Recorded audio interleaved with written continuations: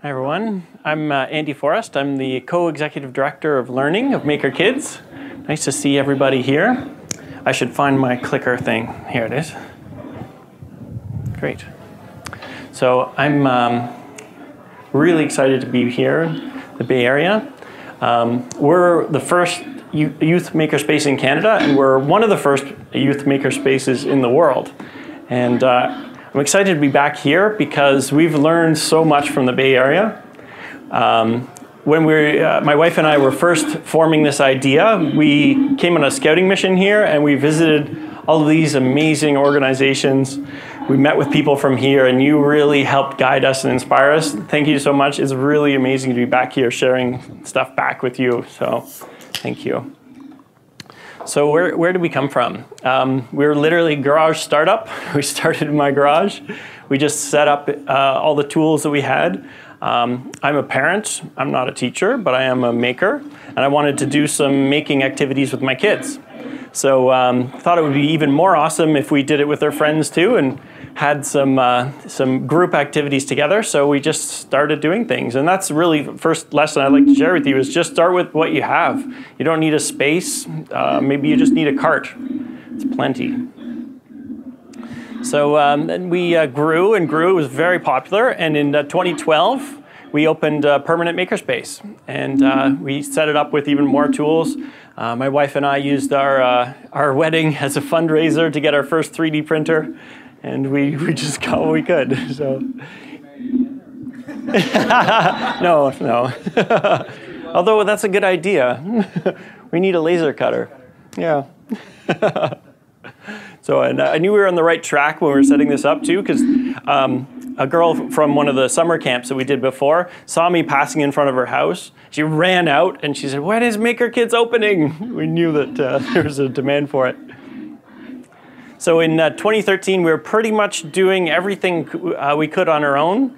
And so we brought Jennifer Terluick on board to help. And she's a co-executive director in charge of business. And she coordinates, organizes, finds partnerships, new opportunities. And since she's come on board, we've grown 10 times in terms of the number of kids that come through our doors every week. That's her talking at Maker Faire Rome. And she's talking at Maker Faire here too.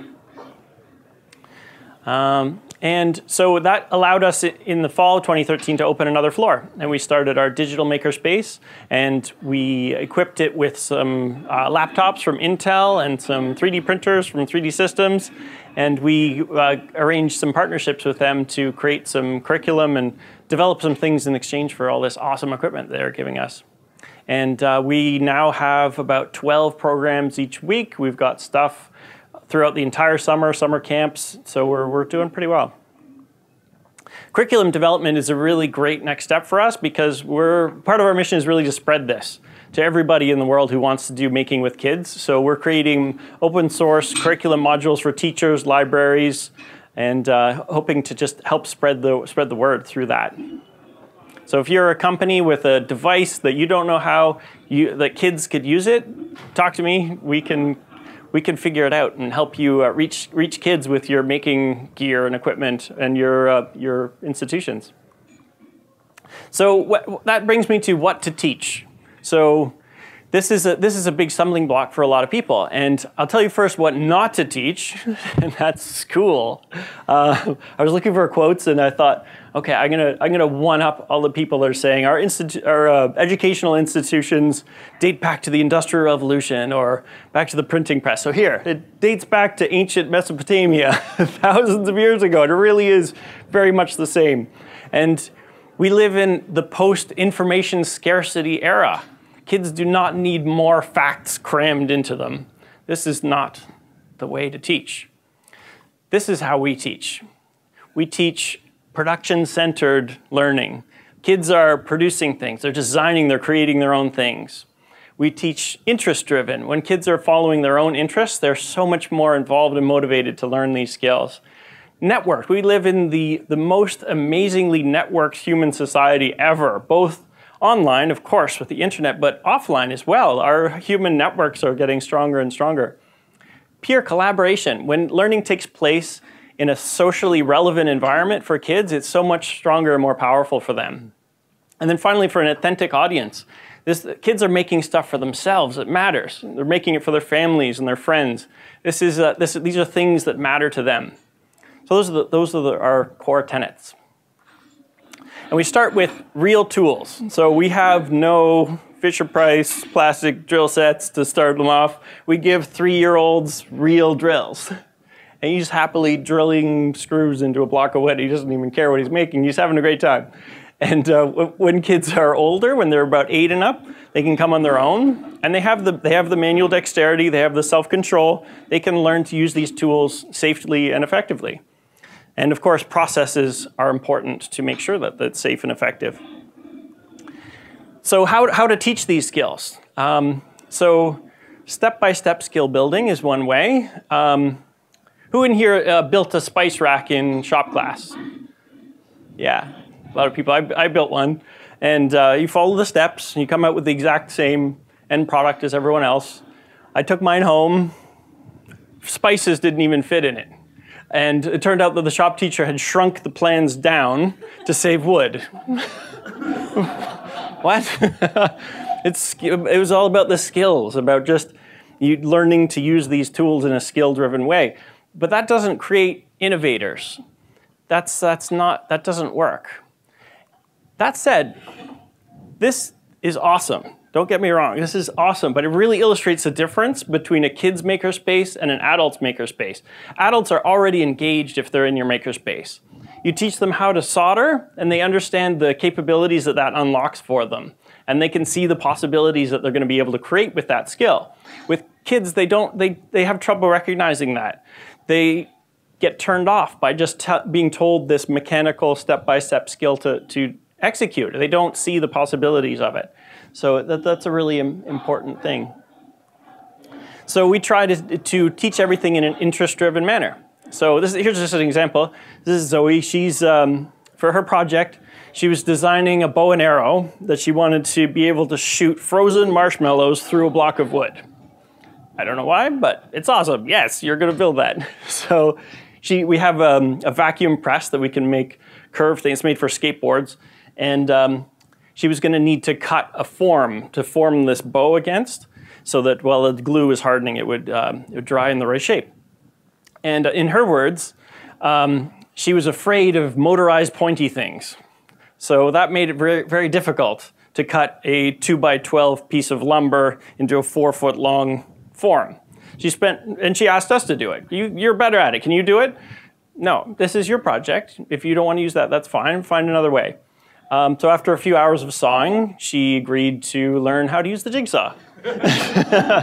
You can see how far she got before the jigsaw. And you see the smile on her face, like that's not posed, that's just, she feels comfortable with this tool and proud of herself. She's now making with a new capability.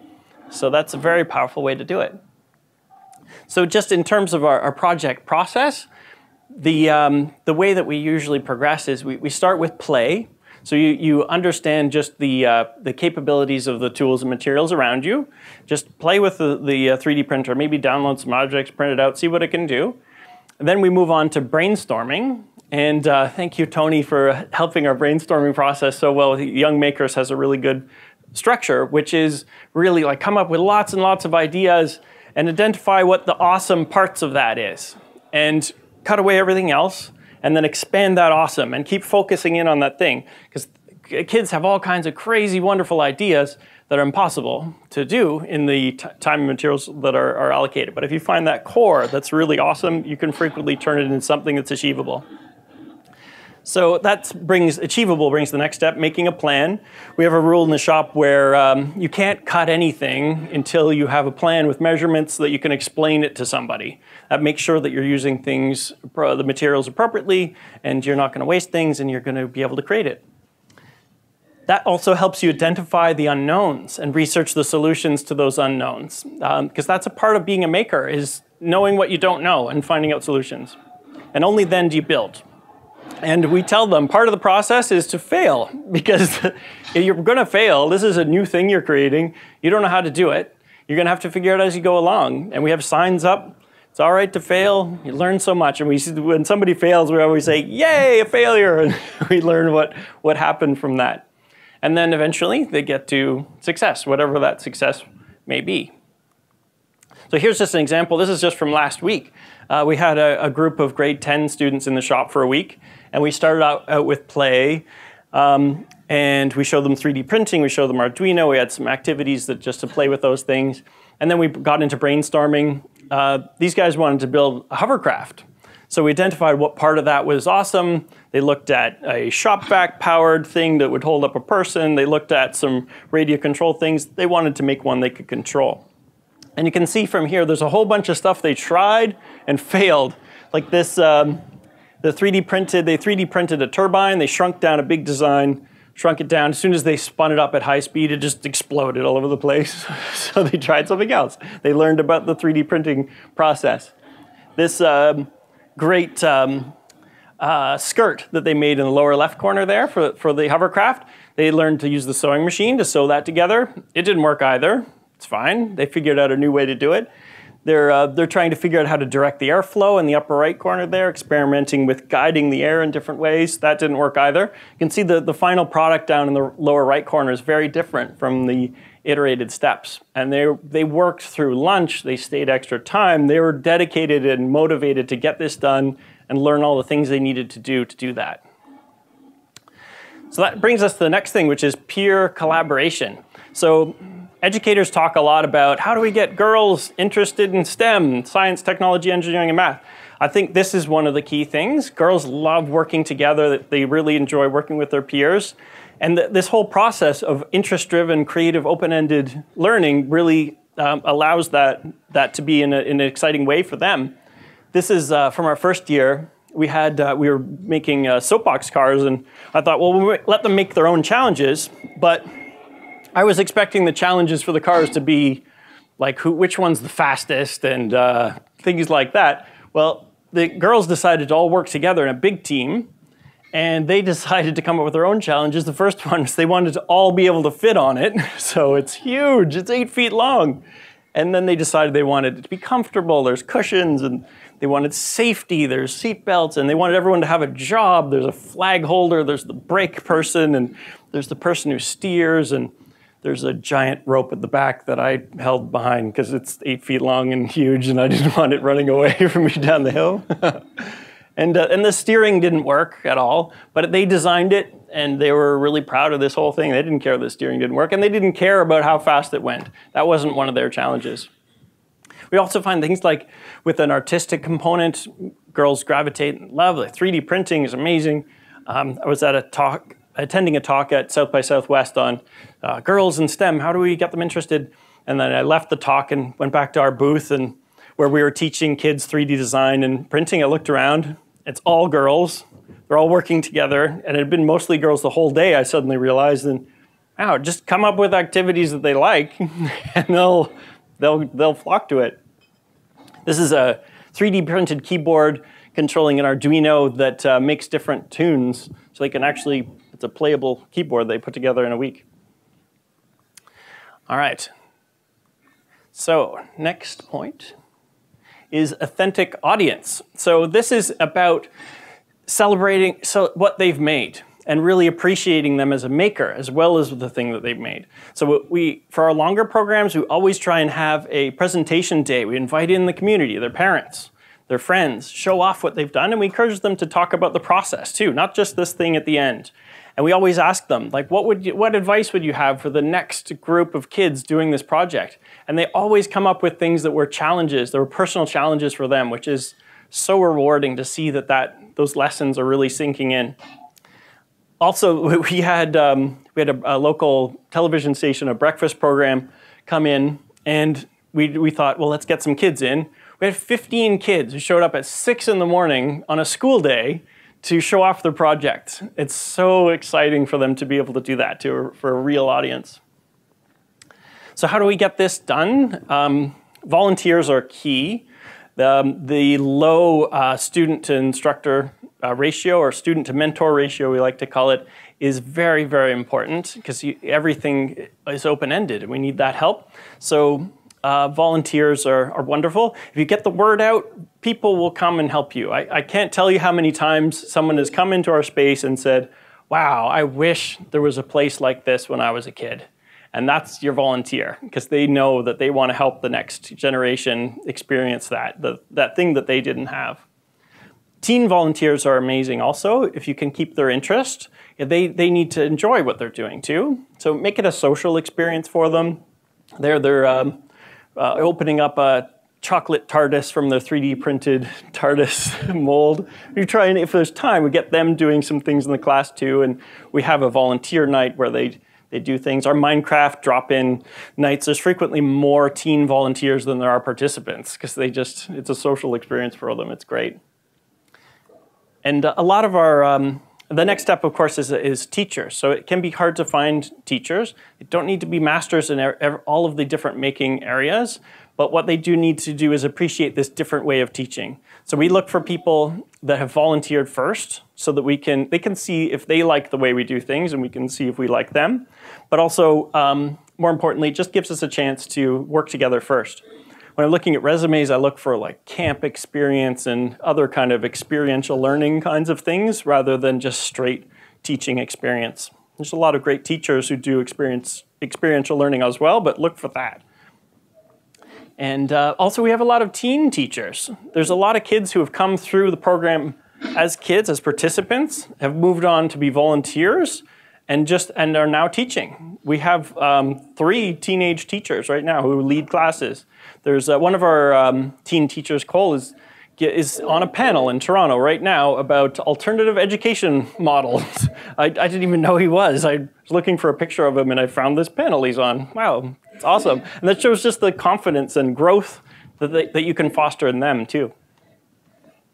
And with teachers and volunteers, training is really important. We have a volunteer and teacher manual we give to everybody, and we try and do a in-person training as well.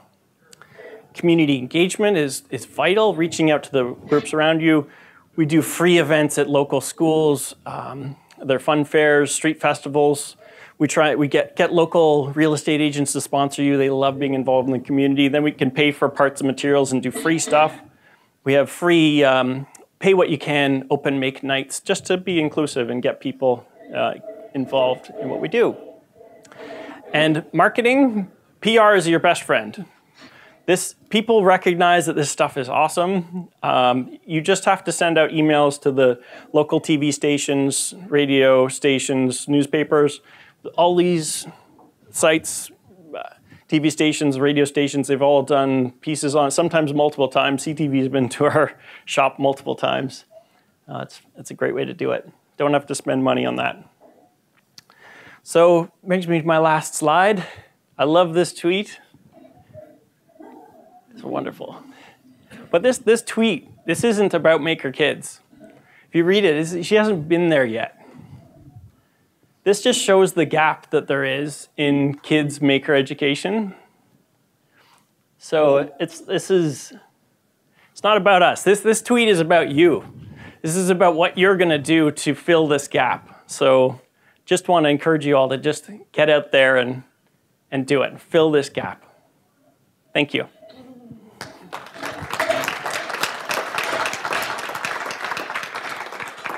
So I don't have much time for questions. Okay, sure. I want to answer this question. I always get this question. So there's the answer. Insurance and liability. Make some waivers. Have a lawyer look at them. Insurance. Describe to your insurer in terms they understand. We're a kids after school arts program. And we use power tools and soldering irons. It's an easier conversation. So, great. So since we're out of time, then I'll be out in the hall and we can talk more if there's any other questions. Thanks.